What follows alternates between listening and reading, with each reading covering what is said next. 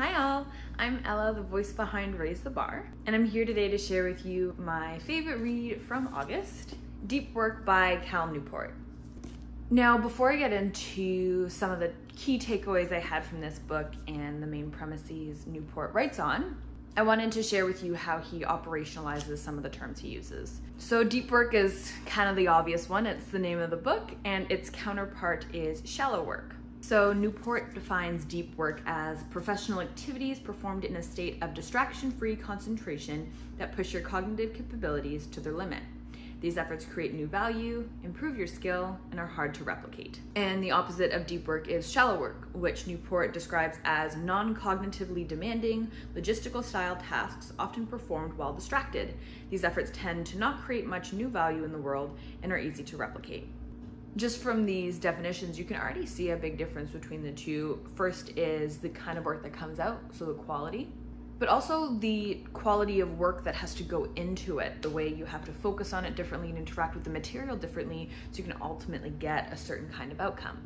And if that one sentence definition wasn't enough to sell you on the idea of deep work, Newport is very explicit about two of the main values that deep work has. So Newport says the first has to do with learning. We have an informational economy that's dependent on complex systems that change rapidly. To remain valuable in our economy, therefore, you must master the art of quickly learning complicated things. This task requires deep work. If you don't cultivate this ability, you're likely to fall behind as technology advances. And the second reason Newport says deep work has value is because the impacts of the digital network revolution cut both ways. If you can create something that is useful, its reachable audience is essentially limitless, which greatly magnifies your reward. On the other hand, if what you're producing is mediocre, then you're in trouble, as it's too easy for your audience to find a better alternative online. And I think this is just another example, another way of showing that quality and quantity conversation. The first point quite clearly talks about the quantity of work that can come out of things, and the speed with which we need to react, that rapid change, that adaptation, that quick mastery is all super important and related, I find, directly to the quantity of work that ends up coming out and the work that has to go into it also. The second point is a lot more focused on the quality of the work, and it's so true with the internet and Google. We can quite easily find answers to all of our questions, and because of that, if the material and the content we put out isn't stellar, isn't perfect, people can find the answers somewhere else, and they will. Newport's pretty clear about what he defines as the deep work hypothesis, and it's this: the ability to perform deep work is becoming increasingly rare. At exactly the same time, it is becoming increasingly valuable in our economy. As a consequence, the few who cultivate this skill and then make it the core of their working life will thrive. So now that you know a little bit what deep work is and how Newport operationalizes this term, I wanted to share with you my 3 big takeaways. The first is a little bit more of a description of what deep work is. It's also called, or referred to by Newport as, deliberate practice. And if you've read any of my content or heard any of my other videos, you know I'm all about intentionality, and deliberate practice is too. Newport says for deliberate practice to occur, there are 2 core components that need to exist. The first is your attention needs to be focused tightly on a specific skill you're trying to improve or an idea you're trying to master, so that deep work, that concentration. And the second aspect is you receive feedback so you can correct the approach to keep your attention exactly where it's most productive. And I love this aspect of checking in and seeing where you are. That's why I have so many mile markers in my goals and things like that, because I don't always have people who can give me feedback on what's going on. But in the same vein, without feedback, how can we improve, or how can we know how we're actually doing? And without that introspection, how can we get to a new outcome and something better? One of my best friends in high school, her dad and her grandfather were both basketball coaches, and I remember her telling me one of her grandfather's slogans was, "Practice doesn't make perfect, perfect practice makes perfect."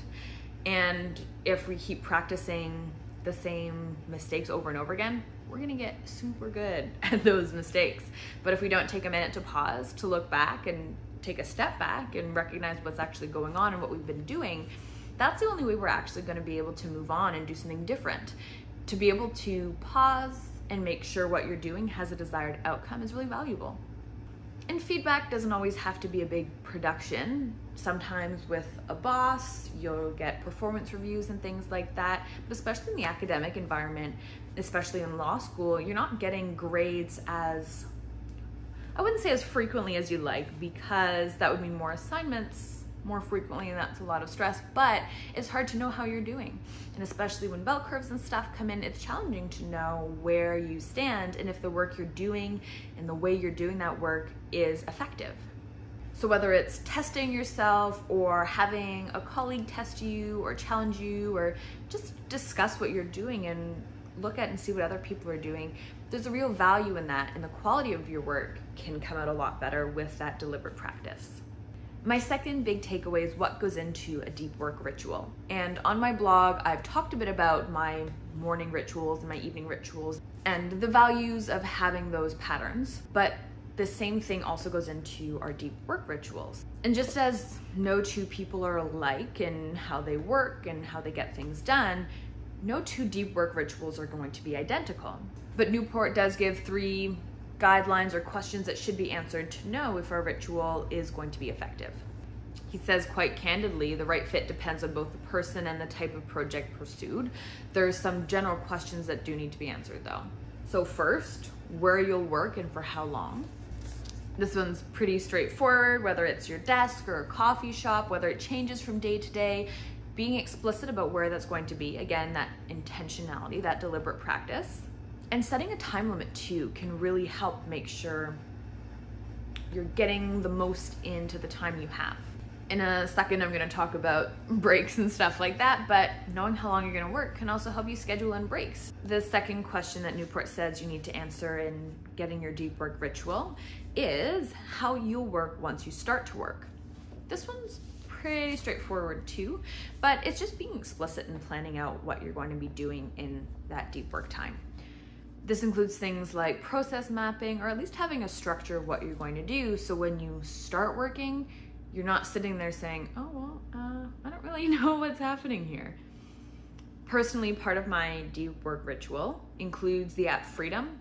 I swear this isn't an ad, but I love this app. I have it on my iPad, my phone, my PC. It works on Mac too. It's cross-platform. It's really, really great. And you can set in or start Freedom sessions. You can also have them scheduled. But the premise is you have a list of sites that you want to block. And this includes apps and stuff too. So Instagram, Facebook, LinkedIn, whatever your vices are, Candy Crush, I don't know, I guess TikTok has to be on that list now too. You can block them for a certain period of time, or maybe your entire workday. It's at your discretion. But I find that helps give me a little bit more of that discipline and self-control. Sometimes even, going to the washroom or filling up my glass of water, I'll grab my phone instinctually, and 3 minutes later I'm like, oh, how long have I been on this app and doing this thing? We have this subconscious patterning that can just happen. And I find apps like Freedom help me break that patterning. But again, like anything else, it takes intentionality. Newport's last question to be answered for a deep work ritual is, how will you support your work? And your brain needs to be supported during this time. So it can be as simple as having a cup of coffee or a glass of water, tea, whatever you need to get your work done. But on more of a tangible or tactical level, if you know you have readings you need to get done or something like that, that can mean having that material all set up. So that means when you start doing your deep work, or you're getting into a zone where you're ready to try and do your deep work, you have everything around you to help facilitate that process. I find this last step of supporting your work one of the most valuable, especially when you're starting to get into deep work and try out those rituals. Kind of makes it just a bit easier. My last big takeaway is maybe a little counterintuitive, but it is to be lazy. Newport quotes Tim Creeder, who was a New York Times essayist and cartoonist, on the subject of being lazy, saying, "Idleness is not just a vacation, an indulgence, or a vice. It is as indispensable to the brain as vitamin D is to the body, and deprived of it, we suffer a mental affliction as disfiguring as rickets.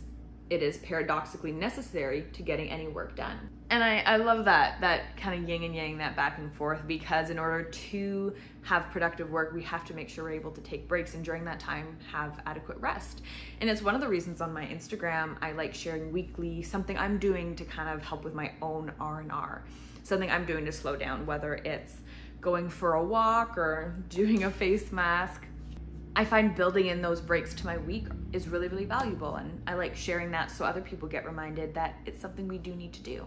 You don't have to take my word for it though. Newport does give a few reasons why, 3 specifically. First being downtime aids insight. You don't have to read long in a book or an article for that matter about memory and memory retention to find out that taking breaks and switching subjects allows you to actually encode the information in your memory better for long-term retrieval, so you can actually use and apply that information later.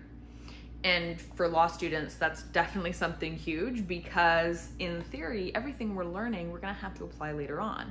And so being able to ensure that the time you're putting in is the most effective is the ideal. And that's kind of the whole premise of deep work. It's making sure that the time we do put in is the most effective and we can get the most out of it, the highest amount of quality for the quantity of work we're doing. Reason number 2 is that downtime helps recharge the energy needed to work deeply. And this isn't just as cut and dry as burnout or sleep deprivation, but having time off, similar to the first point, is going to actually allow you to be more efficient when you are working. I find midday, usually around 1 or 2, I get super fidgety and antsy, and I feel like if I just keep pushing through, you know, I'll get my work done, but I end up just daydreaming more frequently. I have to be consciously bringing my brain back to what I'm supposed to be doing, when in reality, just taking a break could do me actually a lot more good when I end up coming back to do my work. This reason plays really well into the 3rd reason Newport lays out, which is the work that evening downtime replaces is usually not that important. Now, don't get all up in arms. I personally get the struggle of those of us who think that, you know, we always need to be doing something, always need to be busy. But when I decided not to be frustrated after reading this and kind of take a step back and think about the work I do in the evenings, I realized that I end up being a little bit slower, a little bit more lethargic. It takes me longer to actually get anything done. Sometimes I have to read something 2, 3, or 4 times for it actually to gel. And overall, I'm just usually a lot more distracted. And so even if the work you have scheduled to do where your evening downtime could be isn't less important or valuable, it ends up becoming less important and valuable simply because it takes us longer to get it done and we're not going to be doing as good as a job. So nighttime rituals, shutting down your workday, taking the time before you go to bed to really just let yourself simmer down is super, super valuable, whether we're talking about things like memory retention or just the ability to focus really well the next day. Newport sums this up pretty well by saying, don't take breaks from distraction, instead take breaks from focus. And I think this point wraps up really nicely the idea of intentionality. Schedule in that focus time, that deep work time, and literally put it in your planner. Schedule it in your Freedom app if that's something you like using. If you share a coworker space or live with someone else, let the other person know what you're gonna be doing from what time to what time so that they can help support you too, even if it's simply by just not distracting you. As always, these are just some of the things I pulled from the book and found really useful, so I hope you take what works for you and leave the rest, because this is just Ella's way.